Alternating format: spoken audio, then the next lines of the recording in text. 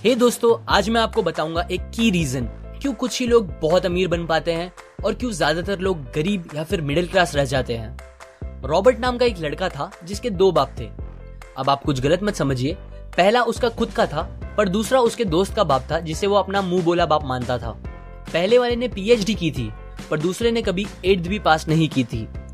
दोनों बहुत ही स्मार्ट और हार्डवर्किंग थे पर दोनों की सोच बहुत ही अलग थी और दोनों रॉबर्ट को अलग अलग बातें सिखाते थे। पहला बाप बोलता था कि पैसा सारे फसाद की जड़ है, पर दूसरा बोलता था कि पैसा ना होना सारे फसाद की जड़ है। पहला रॉबर्ट को हमेशा महंगी चीजों के बारे में सोचने से मना करता था और कहता था कि वो हमारी हैसियत के बाहर है। दूसरा उसे कहता था कि वो सोचे और अलग अलग रास्ते ढूंढे जिससे वो सारी महंगी चीजें खरीद सके। ये करने से उसका दिमाग तेज होगा और नए आइडियाज भी मिलेंगे। पहला उसे कहता खूब मेहनत कर, अच्छे से पढ़ लिख ताकि तुझे बड़ी कंपनी में नौकरी लगे और तू बड़ा इंसान बन पाए।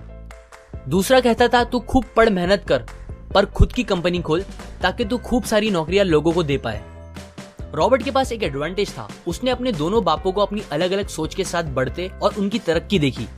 उसने अपना दिमाग लगाया और अपने दूसरे बाप की बातें मानी और फॉलो की, जो कि बाद में मायामी फ्लोरिडा का सबसे अमीर इंसान बना और उसकी सिखाई बातों से उसने खुद करोड़ों कमाए, जबकि उसका पहला बाप जिंदगी भर गरीब रह गया। सबसे इंपॉर्टेंट बातों में से एक बात जो रॉबर्ट ने अपने अमीर बाप से सीखी वो थी फाइनेंशियल लिटरेसी, जिसका मतलब है एसेट्स और लायबिलिटीज के बीच का डिफरेंस जानना।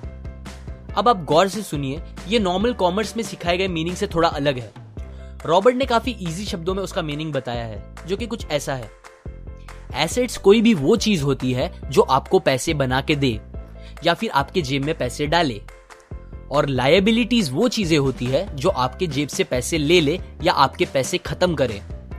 अमीर लोग इसीलिए अमीर होते हैं बिकॉज वो अपने एसेट्स बनाते हैं, जबकि मिडिल क्लास लोग बस लायबिलिटीज पे खर्च करते हैं। मिसाल के तौर पर रमेश और सुरेश नाम के दो दोस्त थे। दोनों सेम पोजीशन और सेम सैलरी पे काम करते थे। जब भी उन्हें सैलरी मिलती, रमेश अपनी सैलरी से नए कपड़े, नए गैजेट्स, नया फोन, बाइक या कार ऐसी चीजें खरीदता था जो उसे अमीर जैसा फील कराती थी। पर वो ये नहीं समझता था कि ये सारी चीजें लायबिलिटीज है जो उसके पैसे उससे ले रही है, ना कि बस जब वो उन्हें खरीदता है तब, बल्कि आगे भी मेंटेनेंस वगैरह के लिए, जिसकी वैल्यू वक्त के साथ कम हो जाएगी और ना ही वो उससे आगे कुछ पैसों का प्रॉफिट देगी। बट सुरेश ऐसा नहीं था। वो ये सारी चीजें नहीं खरीदता था जब तक कि उसके लिए बहुत जरूरी ना हो वो चीज खरीदना। वो पैसे जमा करता था और एसेट्स पे खर्च करता था, जैसे कि स्टॉक्स, बॉन्ड्स, रियल एस्टेट, अपनी खुद की स्किल्स बढ़ाने के लिए या कुछ सीखने के लिए जो उसे आगे और पैसे बना के दे। 2 साल बाद सुरेश करोड़पति बन गया, जबकि रमेश वैसे का वैसा अपनी कम सैलरी को कोसता रह गया और कहता था कम सैलरी उसके मिडिल क्लास होने का रीजन है।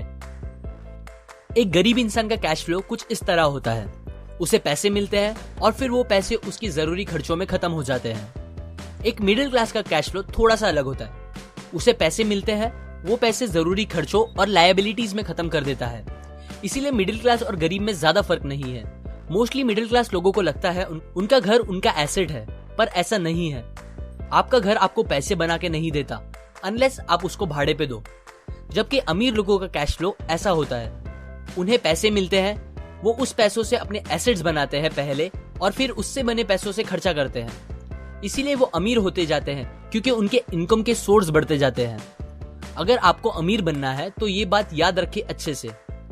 इस बात से फर्क नहीं पड़ता कि आप कितना कमा रहे हैं, बल्कि आप उन पैसों को कैसे और कहां खर्च कर रहे हैं, ये इंपॉर्टेंट है। आपको कंज्यूमर की सोच से बाहर आकर इन्वेस्टर की सोच अपनानी पड़ेगी। लोग कंप्लेन करते हैं उनकी खराब कंडीशन का रीजन उनकी कम सैलरी है और सैलरी बढ़ेगी तो वो आराम से रहेंगे, पर प्रॉब्लम ये है कि इनकम बढ़ने के बाद लोगों के खर्चे ज्यादा बढ़ जाते हैं, क्योंकि ज्यादा पैसे ज्यादा अच्छी चीजें खरीदने पे मजबूर करता है, जैसे कि एक बेहतर फोन, कार, घर, जो कि सब फिर से बस लायबिलिटीज है जो आपको कभी अमीर बनने नहीं देगी।